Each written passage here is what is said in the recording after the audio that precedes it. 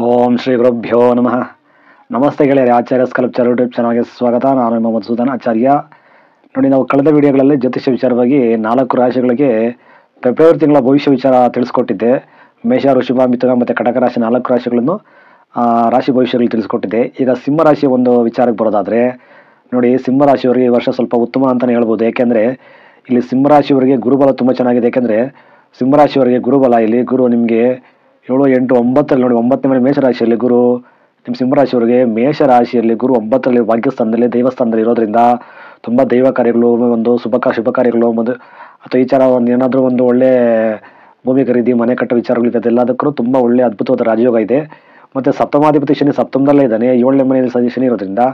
ಮತ್ತು ಗುರು ನಿಮಗೆ 9ರಿಂದ ಮ್ಯಾಕ್ಸಿಮಮ್ ಒಂದು 70-80% ನೀವು ಮದುವೆ ಟ್ರೈ ಮಾಡೋದು ಅನುಕೂಲ ಆಗುತ್ತೆ. ಯಾಕಂದರೆ ಶನಿ ಸಪ್ತಮಾಧಿಪತಿ 7ನೇ ಮನೇಲಿ ಶನಿ ಇವಾಗ ಗೋಚಾರದಲ್ಲಿ ಏನು ನಿಮಗೆ ಕೆಟ್ಟದ್ದು ಮಾಡೋದಿಲ್ಲ. ಯಾಕಂದರೆ ಕುಂಭರಾಶಿಯಲ್ಲಿ ಶನಿ ಇದ್ದಾನೆ, 7ನೇ ಮನೆ ಸಪ್ತಮ ಶನಿ ಇದ್ದಾನೆ. ಆದರೂ 9ನೇ ಮನೆ ಭಾಗ್ಯಸ್ಥಾನದಲ್ಲಿ ಗುರು ಇರೋದ್ರಿಂದ ಯಾರಾದರೂ ಮದುವೆ ವಿಚಾರಗಳು ಸಂಬಂಧಪಟ್ಟ ಮದುವೆ ಏನಾದರೂ ನೀವು ಮದುವೆ ವಿಚಾರಕ್ಕೆ ನೀವು ಪ್ರಯತ್ನ ಪಟ್ಟರೆ ಖಂಡಿತ ಆಗೋ ಚಾನ್ಸಸ್ ಇರುತ್ತೆ, ಏನು ತೊಂದರೆ ಆಗುತ್ತೆ. ಯಾಕಂದರೆ ನಿಮ್ಗೆ ಅಷ್ಟೊಂದಲ್ಲಿ ರಾಹು ಇದ್ದಾನೆ, ಇದೊಂದು ಮೈನಸ್ ಪಾಯಿಂಟ್ ಆಗುತ್ತೆ ನಿಮಗೆ. 8ನೇ ಮನೆಯಲ್ಲಿ ರಾಹು ಇರೋದ್ರಿಂದ ಸ್ವಲ್ಪ ನಿಮಗೆ 2ನೇ ಮನೇಲಿ ಕೇತು ಇರೋದ್ರಿಂದ ಈ ಕುಟುಂಬದಲ್ಲಿ ಸಣ್ಣ ಪುಟ್ಟ ಕಲಹ ಬರೋದು, ನಿಮಗೆ ವ್ಯವಹಾರದಲ್ಲಿ ಅಥವಾ ಗಾಡಿಗಳಲ್ಲಿ ಏನಾದರೂ ಸಣ್ಣ ಪುಟ್ಟ ಓಡಾಡಬೇಕಾದ್ರೆ ಸಣ್ಣ ಪುಟ್ಟ ಗಾಯಗಳಾಗೋದು, ಬೀಳೋದು, ಜ್ವರ ಬರೋದು, ವಿಪರೀತ ವಿಷ್ಣ ಪ್ರಕೋಪ ಆಗೋದು, ಬಾಡಿಯಲ್ಲಿ ತುಂಬ ಜಾಯಿಂಟ್ಸ್ ಪೇನ್ ಬರೀತಾ ಸಮಸ್ಯೆಗಳಾಗೋ ಚಾನ್ಸಸ್ ಇರುತ್ತೆ. 2 ಮತ್ತು 8ನೇ ಮನೆ ಸ್ವಲ್ಪ ಕೆಟ್ಟಿರೋದ್ರಿಂದ ಅದಕ್ಕೋಸ್ಕರ ಸ್ವಲ್ಪ ನೀವು ಈ ಸರ್ಪ ಆರಾಧನೆ, ಸ್ವಲ್ಪ ಅರಳಿಕಟ್ಟೆ ಪೂಜೆ ಮಾಡ್ಕೊಳ್ಳೋದು, ರಾಹುಕೇತುಗಳ ಶಾಂತಿ ಮಂತ್ರಗಳು ಪಠನೆ ಮಾಡೋದು, ಉದ್ದಿನ ಕಾಳು, ಉದ್ದಿನ ಬೇಳೆ ಮತ್ತು ಹುರುಳಿಕಾಳು ದಾನ ಕೊಡೋದು, ಇವೆಲ್ಲ ಸ್ವಲ್ಪ ಮಾಡ್ಕೊಳ್ಳೋದ್ರಿಂದ ರಾಹುಕೇತುಗಳ ಒಂದು ನೀವು ಶಾಂತಿ ಮಾಡ್ಕೋಬೋದು. ಆಮೇಲೆ ನಿಮ್ಗೆ ಎಲ್ಲದಕ್ಕೂ ಏನೇ ಸಮಸ್ಯೆ ಇಲ್ಲಾದರೂ 9ರಲ್ಲಿ ನಿಮ್ಗೆ ಗುರುಬಲ ಇರೋದ್ರಿಂದ ಖಂಡಿತವಾಗ್ಲೂ ಮೇವರೆಗೂ ಗುರುಬಲ ಇರುತ್ತೆ ಸಿಂಹರಾಶಿಯವರಿಗೆ. ಮೇಗೆ ನಿಮಗೆ ಆಲ್ಮೋಸ್ಟು ವೃಷಭರಾಶಿ ಬಂದಮೇಲೆ 10ನೇ ಮನೆ ಗುರುಬಲ ಬರುತ್ತೆ, ಸ್ವಲ್ಪ ಗುರುಬಲ ಹೋಗುತ್ತೆ. ಆಮೇಲೆ ಗುರುಬಲ ಇರೋದಿಲ್ಲ, 9ರಲ್ಲಿ ಇದ್ದರೆ ಗುರುಬಲ 7, 9, 2, 5 ಈ ರೀತಿ 11ರಲ್ಲಿ ಈ ರೀತಿ ಇದ್ದರೆ ಮಾತ್ರ ಗುರುಬಲ ಗೋಚಾರದಲ್ಲಿ ನಿಮಗೆ ಸಿಗೋದು. ಸೊ ನಿಮ್ಗೆ 9ರಲ್ಲಿ ಇರೋದ್ರಿಂದ ಖಂಡಿತ ಸಿಂಹರಾಶಿಯವರಿಗೆ ಗುರುಬಲ ಇದೆ. 7ನೇ ಮನೆ ಶನಿ ಸ್ವಕ್ಷೇತ್ರದಲ್ಲಿ ಕುಂಭರಾಶಿಯಲ್ಲಿದ್ದಾನೆ, ಅಷ್ಟು ಉತ್ತಮ ಇಲ್ಲದಿದ್ದರೂ ಏನು ಡೇಂಜರ್ ಅಂತೂ ಇಲ್ಲ, ತೊಂದರೆ ಅಂತೂ ಇಲ್ಲ. ನಿಮಗೆ ತುಂಬ ಉತ್ತಮ ಅಂತ ಯೋಗ ಇರೋದಂದರೆ ನೋಡಿ, ಇಲ್ಲಿ ರವಿ, ಕುಜ, ಬುಧ ಇವರು ಆಲ್ಮೋಸ್ಟ್ ಒಂದು ನಿಮಗೆ 20 ದಿನ, ಒಂದು ಆಲ್ಮೋಸ್ಟ್ 20 ದಿನ, ಫೆಬ್ರವರಿ 20 ದಿನ ಇಲ್ಲೇ ಇರ್ತಾರೆ. ಸೊ ನಿಮ್ಗೆ ಅವೇನಾಗುತ್ತೆ, ಈ ರವಿಯ ಗ್ರಹದ ಅನುಗ್ರಹ, ಕುಜಗ್ರಹದ ಅನುಗ್ರಹ, ಬುಧ ಗ್ರಹದ ಅನುಗ್ರಹ ಮತ್ತು ಚಂದ್ರಗ್ರಹ 2.5 ದಿನ ಅಷ್ಟೇ ಇರೋದು, ಇಲ್ಲಿ ಆಮೇಲೆ ಚೇಂಜ್ ಆಗ್ತದೆ. ಸೊ ಅಲ್ಲಿಗೆ ಬುಧ, ಕುಜ, ರವಿ 3 ಗ್ರಹಗಳ ನಿಮಗೆ ಸಂಪೂರ್ಣ ಅನುಗ್ರಹ ನಿಮಗೆ ಫೆಬ್ರವರಿ ತಿಂಗಳಲ್ಲಿ ಸಿಗುತ್ತೆ ಸಿಂಹರಾಶಿಯವರಿಗೆ. ಹಾಗಾಗಿ ನೀವು ಏನೇನು ಮಾಡ್ಕೋಬೋದು ನೋಡಿ. ಇಲ್ಲಿಗೆ ಸಿಂಹರಾಶಿಗೆ ರವಿ ಲಗ್ನಾಧಿಪತಿ ಆಗಿರೋದ್ರಿಂದ ಆರೋಗ್ಯದಲ್ಲಿ ಅಭಿವೃದ್ಧಿ ಆಗುತ್ತೆ, ಆರೋಗ್ಯ ಹುಷಾರಾಗಿ ನೋಡ್ಕೋಬೋದು ಮತ್ತು ದೇಹ ಬಲ ಇಂಪ್ರೂವ್ ಆಗುತ್ತೆ. ಆಮೇಲೆ ನಿಮ್ಮ ಎಜುಕೇಷನ್ನು, 4ನೇ ಮನೆ ಅಧಿಪತಿ ಕುಜ ಉಚ್ಚ ಆಗಿರೋದ್ರಿಂದ 6ರಲ್ಲಿ, 4ನೇ ಮನೆ ಅಧಿಪತಿ ಕುಜ ಉಚ್ಚ ಆಗಿರೋದು, 9ನೇ ಮನೆ ಅಧಿಪತಿ ಕುಜ ಇಲ್ಲಿ 6ರಲ್ಲಿ ಉಚ್ಚ ಸ್ಥಾನ ಇರೋದ್ರಿಂದ ಮನೆ ಕಟ್ಟೋಕ್ಕೆ ನಿಮಗೆ ಒಳ್ಳೆ ಶುಭಯೋಗ, ಭೂಮಿ ತಗೊಳ್ಳೋದಕ್ಕೆ ಒಳ್ಳೆ ಶುಭಯೋಗ.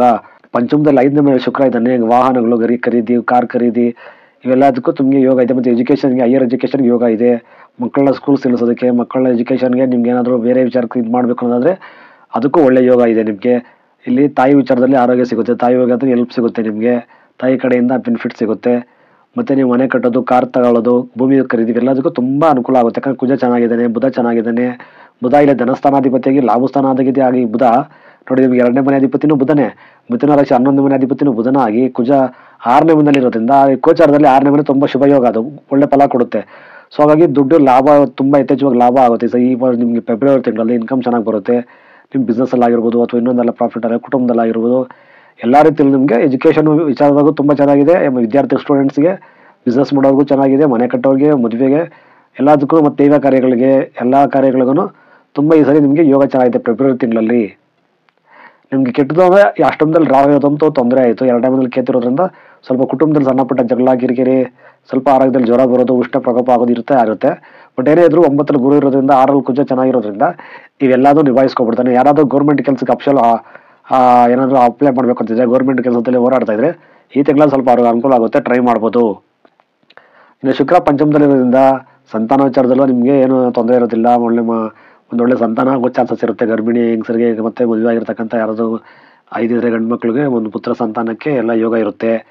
6ನೇ ಮನೆಯಲ್ಲಿ ಕುಜ, ಬುಧ, ರವಿ ಎಲ್ಲ ಇರೋದ್ರಿಂದ, 6ನೇ ಮನೆಯಲ್ಲಿ ಕುಜ ಉಚ್ಚ ಆಗಿರೋದ್ರಿಂದ ನಿಮಗೆ ಇಲ್ಲಿ ಧನಸ್ಥಾನ, ಲಾಭಸ್ಥಾನದಲ್ಲಿ ಬುಧ ಇರೋದ್ರಿಂದ ಖಂಡಿತ ಒಂದು ದುಡ್ಡಿನ ಅನುಕೂಲ ಖಂಡಿತ ಆಗುತ್ತೆ. ಈ ಒಂದು ಫೆಬ್ರವರಿ ತಿಂಗಳಲ್ಲಿ ಮಾತ್ರ ಯಾವ ರಾಶಿಯವರಿಗೆ, ಸಿಂಹರಾಶಿಯವರಿಗೆ ಚೆನ್ನಾಗಿದೆ.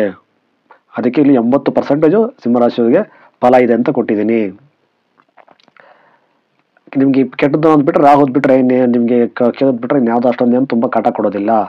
ಸೊ ಹಾಗಾಗಿ ನೀವು ದಯವಿಟ್ಟು ಸಿಂಹರಾಶಿಯವರು ನೀವು ಈ ಒಂದು ಫೆಬ್ರವರಿ ತಿಂಗಳನ್ನ ಸಂಪೂರ್ಣವಾಗಿ ನೀವು ಒಂದು ಒಳ್ಳೆಯ ಇದಕ್ಕೆ ಅಭಿವೃದ್ಧಿ ಕಾರ್ಯಗಳಿಗೆ ಬಳಸ್ಕೊಳ್ಳೋದ್ರಿಂದ ತುಂಬ ಅನುಕೂಲ ಆಗುತ್ತೆ. ಕನ್ಯಾ ರಾಶಿ ವಿಚಾರಕ್ಕೆ ಬರೋದಾದರೆ ನೋಡಿ, ಕನ್ಯಾ ರಾಶಿಯವರಿಗೆ ಈ ವರ್ಷ ಈ ಒಂದು ಫೆಬ್ರವರಿ ತಿಂಗಳಲ್ಲಿ ಕನ್ಯಾ ರಾಶಿಯವರಿಗೆ ಸ್ವಲ್ಪ ಹೇಗಿದೆ ಅಂದರೆ, ಕನ್ಯಾ ರಾಶಿಗೆ 1, 2, 3, 4, 5, 6ನೇ ಮನೆಯಲ್ಲಿ ಶನಿ ಇದ್ದಾನೆ. ಕನ್ಯಾ ರಾಶಿಯವರಿಗೆ ಆ ಶನಿಯ ಒಂದು ಬಲ ತುಂಬ ಉತ್ತಮವಾಗಿದೆ, ಫಸ್ಟ್ ಕ್ಲಾಸ್ ಆಗಿದೆ. ಶನಿ 6ನೇ ಮನೆಯಲ್ಲಿದ್ದರೆ ರಾಜಯೋಗ, ಅದು ಗೋಚಾರದಲ್ಲಿ. ಆದರೆ ನಿಮ್ಗೆ ಸಮಸ್ಯೆ ಬಂದಿರೋದು 7 ಮತ್ತು 8 ಅಷ್ಟಮದಲ್ಲಿ ಗುರುಬಲ ಇಲ್ಲ. ನಿಮಗೆ ಖಂಡಿತ ಗುರುಬಲ ಇಲ್ಲ. 7ನೇ ಮನೆ ಸಪ್ತಮಾಧಿಪತಿ 8ಗೆ ಬಂದಿರೋದಕ್ಕೆ ನಿಮ್ಗೆ ಗುರುಬಲ ಇಲ್ಲ. ಕನ್ಯಾ ರಾಶಿಯವರಿಗೆ ಮದುವೆಗೆ ಸಂಬಂಧಪಟ್ಟಿದ್ದು ತುಂಬ ತೊಂದರೆ ಆಗುತ್ತೆ. ಮದುವೆ ವಿಚಾರ ಯೋಗ ಇಲ್ಲ. ಈ ಒಂದು ತಿಂಗಳಲ್ಲಿ ಮದುವೆ ಯೋಗ ಇಲ್ಲ. ವ್ಯವಹಾರದಲ್ಲಿ ಸಣ್ಣಪುಟ್ಟ ವ್ಯವಹಾರದಲ್ಲಿ ವ್ಯವಹಾರ ಕೆಡುತ್ತೆ. ನಿಮಗೆ ದಾಂಪತ್ಯ ಜೀವನದಲ್ಲಿ ಕನ್ಯಾ ರಾಶಿಯವರಿಗೆ ಈ ತಿಂಗಳಲ್ಲಿ ಸ್ವಲ್ಪ ಗಂಡ ಹೆಂಡತಿ ಮಧ್ಯೆ ಸ್ವಲ್ಪ ಬಿರುಸು ಭಿನ್ನಾಭಿಪ್ರಾಯಗಳು ಬರಬಹುದು, ಹುಷಾರಾಗಿರ್ರಿ. ಯಾಕಂದರೆ ಸಪ್ತಮಾಧಿಪತಿ ಅಷ್ಟಮಕ್ಕೆ ಬಂದಿದ್ದಾನೆ, ಸಪ್ತಮದಲ್ಲಿ ರಾಹು ಇದ್ದಾನೆ, ಲಗ್ನದಲ್ಲಿ ಕೇತು ಇದ್ದಾನೆ.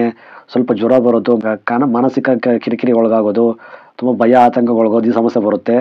ಗುರು ಅಷ್ಟಮದಲ್ಲಿದ್ದ ಸ್ವಲ್ಪ ದುಡ್ಡು ಲಾಸ್ ಆಗುತ್ತೆ ನಿಮಗೆ. ಮತ್ತು ನಿಮ್ದು ಹೆಂಡತಿ ವಿಚಾರದಲ್ಲೂ ನಿಮ್ಗೆ ಆರೋಗ್ಯ ಸ್ವಲ್ಪ ಕೆಡುತ್ತೆ. ಶನಿ 6ರಲ್ಲಿರೋದ್ರಿಂದ ಏನೇ ಕಷ್ಟ ಬಂದರೂ ಏನೇ ಬಂದು ನಿಭಾಯಿಸ್ಕೊಂಡು ಹೋಗತಕ್ಕಂಥ ಶಕ್ತಿ, ಬುದ್ಧಿ, ಜ್ಞಾನ ಶನಿ ಕೊಡ್ತಾನೆ. ಯಾಕಂದರೆ 6ರಲ್ಲಿ ಶನಿ ಚೆನ್ನಾಗಿದ್ದಾನೆ, ತುಂಬ ಸ್ಟ್ರಾಂಗ್ ಆಗಿದ್ದಾನೆ. ಇದೊಂದು ಶನಿ ಗ್ರಹ ನಿಮಗೆ ಕನ್ಯಾ ರಾಶಿಯವರಿಗೆ ಕಾಪಾಡ್ತಾ ಇದೆ. ಇನ್ನು ಪಂಚಮದಲ್ಲಿ ಬುಧ, ಕುಜ, ರವಿ ಎಲ್ಲ ಇರೋದ್ರಿಂದ ಅಷ್ಟೊಂದೇನೋ ನಿಮಗೆ ಡೆವಲಪ್ಮೆಂಟ್ಸ್ ಇರೋದಿಲ್ಲ, ಕಡಿಮೆ ಇರುತ್ತೆ ಡೆವಲಪ್ಮೆಂಟ್ಸು. ಮತ್ತು 4ರ ಶುಕ್ರ ಇರೋದ್ರಿಂದ ನಿಮಗೆ ಒಂದು ಸ್ವಲ್ಪ ಮನೆ ವಿಚಾರ, ಭೂಮಿ ವಿಚಾರ ಸ್ವಲ್ಪ ಅನುಕೂಲ ಆಗುತ್ತೆ. ಇದೊಂದು ತೊಂದರೆ ಇಲ್ಲ. ವಾಹನಗಳಿಂದ, ಭೂಮಿಯಿಂದ ನಿಮಗೆ ಅಭಿವೃದ್ಧಿ ಆಗುತ್ತೆ, ಏನು ತೊಂದರೆ ಇರೋದಿಲ್ಲ. ನಿಮಗೆ ತುಂಬ ಕಾಟ ಕೊಡೋದಂದರೆ ಇಲ್ಲಿ ಲಗ್ನ ಮತ್ತು ರಾಹು, ಲಗ್ನದಲ್ಲಿ ರಾಹು ಕೇತು ಇರೋದ್ರಿಂದ, ಸಪ್ತಮದಲ್ಲಿ ರಾಹು ಇರೋದ್ರಿಂದ ಗಂಡ ಹೆಂಡತಿ ಮಧ್ಯೆ ಮತ್ತು ವ್ಯವಹಾರದಲ್ಲಿ, ಮತ್ತು ಸಪ್ತಮಾಧಿಪತಿ ಅಷ್ಟಮಕ್ಕೆ ಬಂದಿರೋದು ಗುರುಬಲ ಇರೋಲ್ಲ. ಧನಕಾಸುಗಳು ವ್ಯಯ ಆಗುತ್ತೆ, ಲಾಸ್ ಆಗುತ್ತೆ, ಬಿಸ್ನೆಸ್ಸಲ್ಲಿ ಸ್ವಲ್ಪ ಡೊಲ್ಲ ಹೊಡೆಯುತ್ತೆ. ಏನೇ ಒಂದು ಕಷ್ಟ ಕಾಪಾಡೋರಿಗೆ ಬಂದರೂ ನಿಮಗೆ ಶನಿ 6ರಲ್ಲಿರೋದ್ರಿಂದ ಸ್ವಲ್ಪ ಅದೆಲ್ಲ ಲಾಸ್ ಆದ್ರೂ ಮತ್ತೆ ನಿಮಗೆ ರಿಕವರ್ ಆಗೋದಕ್ಕೆ ಸ್ವಲ್ಪ ಶಕ್ತಿ ಕೊಡ್ತಾನೆ. ಸ್ವಲ್ಪ ಅದನ್ನು ರಿಟರ್ನ್ ಸಂಪಾದನೆ ಮಾಡ್ಕೊಳ್ಳೋದಕ್ಕೆ, ನಿಮಗೆ ಎಲ್ಲ ಒಂದು ಕೆಟ್ಟ ಪರಿಸ್ಥಿತಿಯಿಂದ ಆಚೆ ಬರೋದಕ್ಕೆ ಶನಿ ನಿಮಗೆ ಈ ತಿಂಗಳಲ್ಲಿ ಕಾಪಾಡ್ತಾನೆ. ಸೊ ಫೆಬ್ರವರಿ ತಿಂಗಳಲ್ಲಿ ನಿಮಗೆ ಕನ್ಯಾ ರಾಶಿಯವರಿಗೆ 60% ಮಾತ್ರ ರಿಸಲ್ಟ್ ಇದೆ, 40% ಕೆಟ್ಟದಿದೆ. ಸೊ ಹಂಗಾಗಿ ನೀವು ಈ ಒಂದು ಫೆಬ್ರವರಿ ತಿಂಗಳಲ್ಲಿ ಸ್ವಲ್ಪ ಗುರುಗ್ರಹದ ಆರಾಧನೆ, ಗುರು ಸಾಯಿಬಾಬಾನು, ದತ್ತಾತ್ರೇಯ ರಾಘವೇಂದ್ರ ಸ್ವಾಮಿಗಳ ಆರಾಧನೆ ಮಾಡೋದ್ರಿಂದ ಸ್ವಲ್ಪ ಅನುಕೂಲ ಮಾಡ್ಕೊಳ್ಳೋದು. ಮತ್ತು ರಾಹುಕೇತುಗಳ ಶಾಂತಿ ಮಾಡ್ಕೊಳ್ಳಿ, ಹರಳಿಕಟ್ಟೆ ಪೂಜೆ ಮಾಡ್ಕೊಳ್ಳಿ, ತುಂಬ ಒಳ್ಳೆಯದಾಗುತ್ತೆ. ಇದು ಕನ್ಯಾ ರಾಶಿಯವರ ಒಂದು ಫೆಬ್ರವರಿ ತಿಂಗಳ ಭವಿಷ್ಯ. ದಯವಿಟ್ಟು ವಿಡಿಯೋ ಇಷ್ಟ ಲೈಕ್ ಮಾಡಿ, ಅಭಿಪ್ರಾಯನ ಕಮೆಂಟ್ ಮಾಡಿ, ಚಾನಲ್ ಸಬ್ಸ್ಕ್ರೈಬ್ ಮಾಡ್ಕೊಳ್ಳಿ. ನಮಸ್ತೆ, ಒಳ್ಳೆಯದಾಗಲಿ.